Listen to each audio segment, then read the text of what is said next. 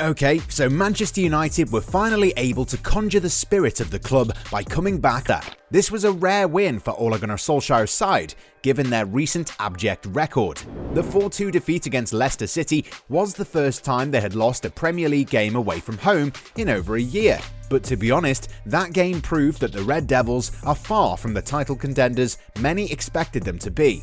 Given the fact that money has been poured into this side during the summer transfer window, Solskjaer no longer has any excuses for below par performances that have become a recurring theme. No wonder there's so much talk about a change in the dugout, with many names being touted for the hot seat at Old Trafford. The Norwegian tactician hasn't done badly as a manager, but most feel that he's done as well as he could have, and now it's time to bring in a manager who can take the club forward while maintaining all the good things the former striker has done. A lot of names have surfaced in recent weeks, most notably that of Zinedine Zidane, who Sir Alex Ferguson was a big fan of during his managerial days in England. So today, we're going to focus on the chances of Zidane returning to football management in another big role. Chelsea made light work of Malmö in their Champions League win, but victory came at a cost for the Blues.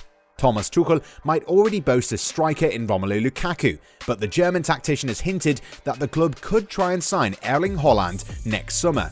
Inter Miami thought they hit the jackpot when they signed Blaise Matuidi. However, things haven't worked out the way David Beckham would have hoped, and the MLS franchise are looking for a quick end to things. Newcastle finally terminated Steve Bruce's contract, and Jose Mourinho has already distanced himself from a return to the Premier League. We're also going to talk about the disrespect Steve Bruce was subjected to during his time with the Magpies. So, how about you go ahead and subscribe to our channel and hit the bell icon to stay notified of all our upcoming videos. Let's begin. While history will remember that the new Saudi investors waited for Steve Bruce's 1000th game as a Premier League manager before sacking him, the entire truth is pretty shameful if you ask us, and doesn't cover the new management in any sort of glory. Bruce's last game as the Magpies manager ended in a 3-2 defeat at the hands of Tottenham at St James's Park. The English tactician leaves the club in 19th place in the league standings, and it's clear that his time at the club will not be engraved in stone with the fans. Following his eviction, Bruce has a lot of wounds to heal. The former Man United defender faced a lot of criticism and even personal attacks that have no place in any profession. Following his sacking, Bruce talked about the slurs that were directed towards him. "By the time I got to Newcastle, I thought I could handle everything thrown at me, but it's been very, very tough. To never really be wanted, to feel that people wanted me to fail, to read people constantly saying I would fail, that I was useless, a fat waste of space, a stupid, tactically inept cabbage head or whatever, and it was from day one."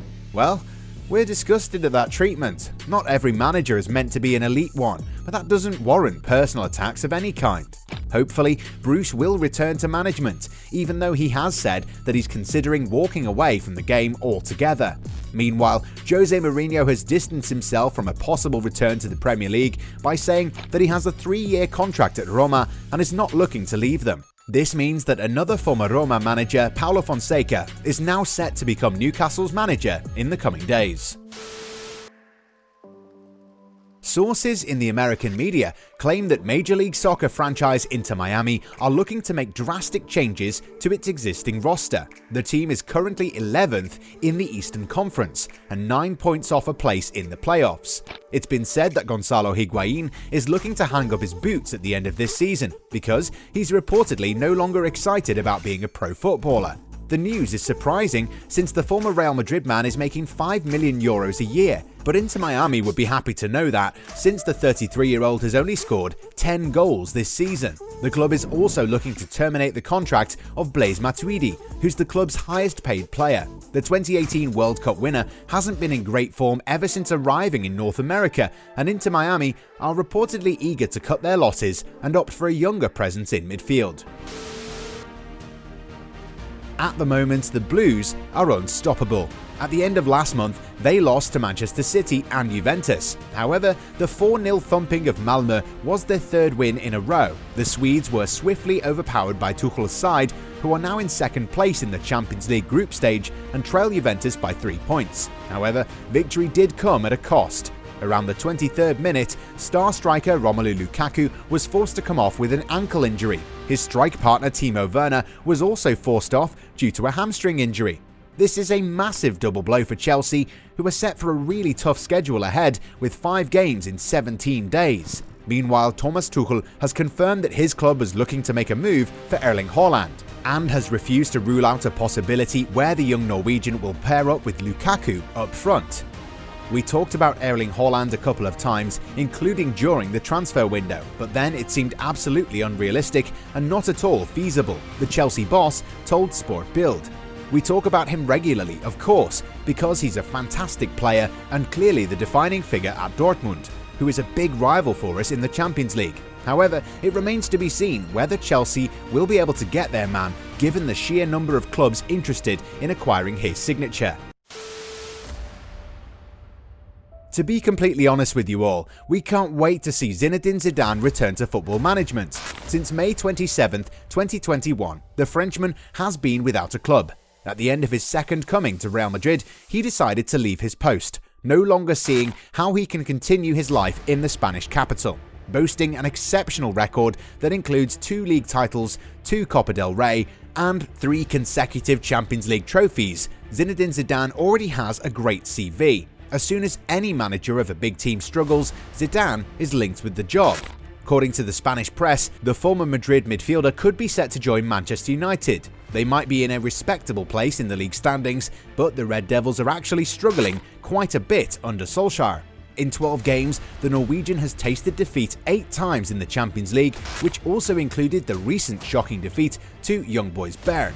This is why the possibility of Zidane at the United dugout no longer seems like an unreal one. Moreover, Zidane might like going to the club, given that he will have a chance to be reunited with 2 players with whom he enjoyed so much success, Cristiano Ronaldo and Raphael Varane.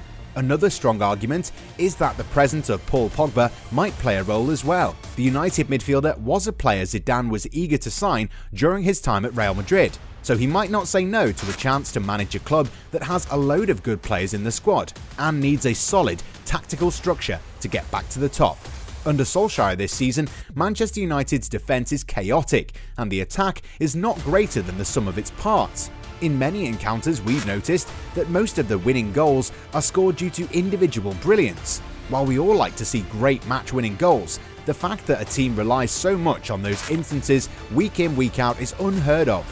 Teams capable of winning titles aren't supposed to look for inspiration all the time in order to get 3 points. Unfortunately, United don't really play like a team that's tactically aware of what it's doing. This is why they're unlikely to win anything significant this season, which means that the current manager needs to up his game. Solskjaer has done wonders at the club, but at the same time, he's been unable to get the best out of his players on a consistent basis. Even during the 3-2 win over Atalanta, United started off poorly and conceded 2 goals that could have been avoided.